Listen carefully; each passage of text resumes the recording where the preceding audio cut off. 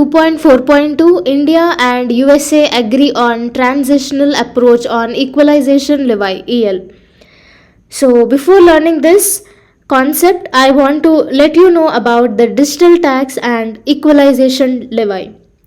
So here we are using YouTube, Facebook, WhatsApp, Amazon Prime, Amazon, all these, right? So all these companies are usually US based big tech companies. Majority of them are the US based companies.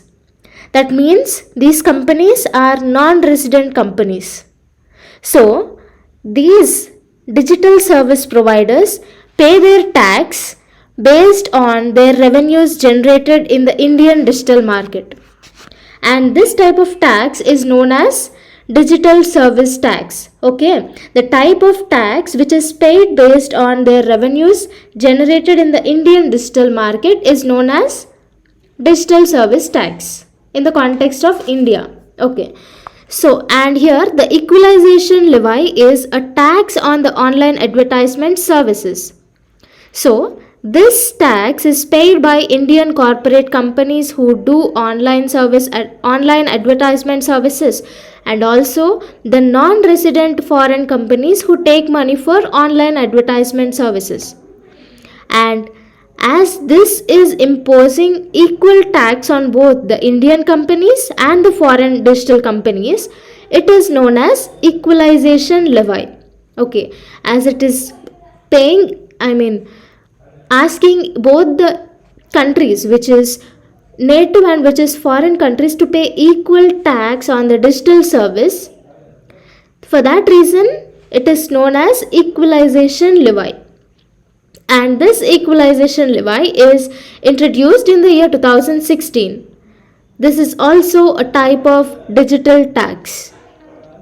So after the introduction of this equalization levy or digital tax, US conducted investigations in these taxes which are adopted by India, Austria, Italy, UK, etc., and stated that these type of taxes has discriminated against the US digital companies. So in response to that, in October 2021, 136 countries including India agreed to enforce a global minimum corporate tax rate of 15%, and also taking profits of the big tech companies where they were earned. Now, okay, what is this global minimum tax?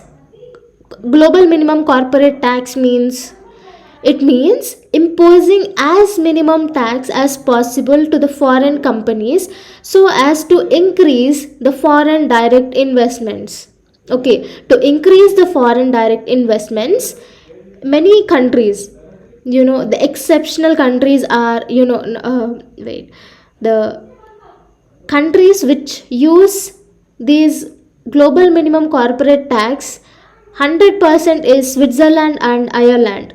They impose as less tax as possible. So for that reason, many big tech companies and many other companies invest their profits in the Switzerland and Ireland, and that is one of the reason for the more development in that two countries. Okay, so this is about the global minimum corporate tax rate. So even as US disagreed with this digital tax, 136 countries along with India came up with this global minimum corporate tax rate of 15%. So coming back, as the big tech companies and US did not like that type of tax, that is digital tax, so it proposed a solution, and that solution is the global tax deal. Okay, now it consists of two main pillars. One is reallocation of an additional share of profits to make market jurisdiction. That means if there is any additional profit in India or other countries, even for that type of additional profit, tax should be paid. Okay. The second pillar consists of minimum tax and is subject to tax rules. So these two pillars are related to the global tax deal.